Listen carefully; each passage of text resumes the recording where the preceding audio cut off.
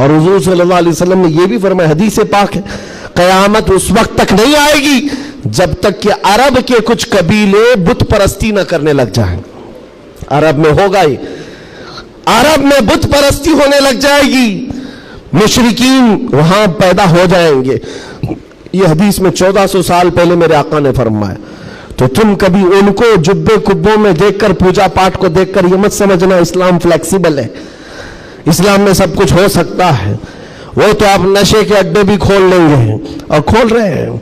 شراب پر سے پابندی ہٹا کر کے سعودی عرب میں اب شراب بیچنے پر بھی بات آ گئی، عورتوں کا حجاب ختم ہے، مشرکین کا داخلہ ممنوع تھا، لیکن اب مدینہ رسول میں بھی مشرکین کا آنا اور اس کی اجازت دے دی گئی ہے۔ یہ ساری قیامت کے قریب کے حالات جو حضور نے پہلے بیان فرمائے، میرے آقا نے فرمایا ہے یہ عرب اس برائی کی طرف جا رہے ہیں جو ان کو جہنم میں لے جانے والی ہے، اور قیامت سے پہلے یہ ہوگا، لیکن ان کے یہ سارے کارنامے ہمارے لیے دلیل نہیں ہے۔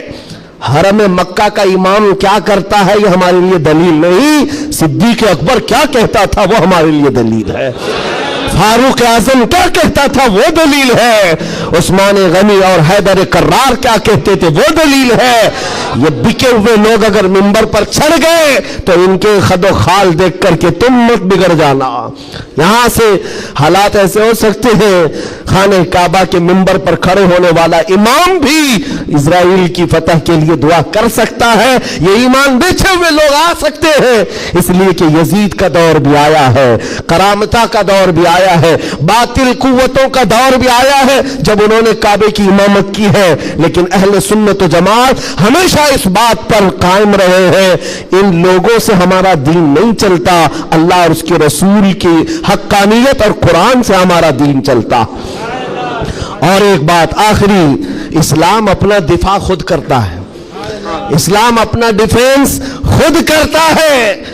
کفار و مشرکین کو اگر یہ لگتا ہے کہ مسلمان سوئے ہوئے اسلام کا کچھ بھی کر لیں گے، یہ ناممکن ہے، پاسبل نہیں۔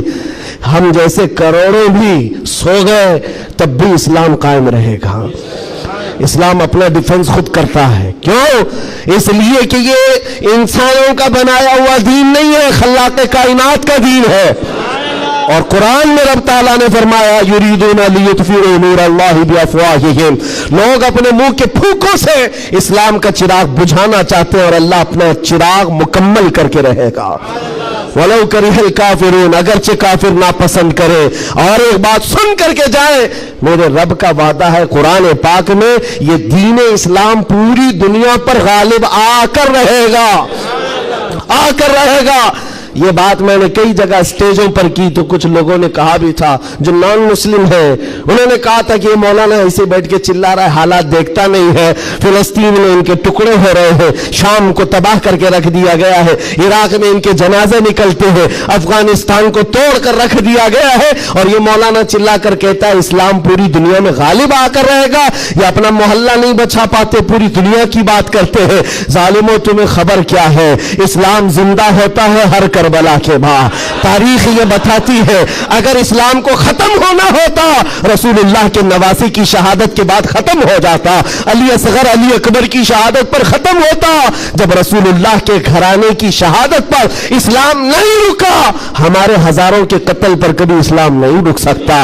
ایک غزہ ایک فلسطین کیا، ہزاروں غزہ تم اس زمین پر قائم کر کے دکھا دو، تب بھی میرا چیلنج ہے، اسلام تھا، اسلام ہے اور اسلام رہے گا۔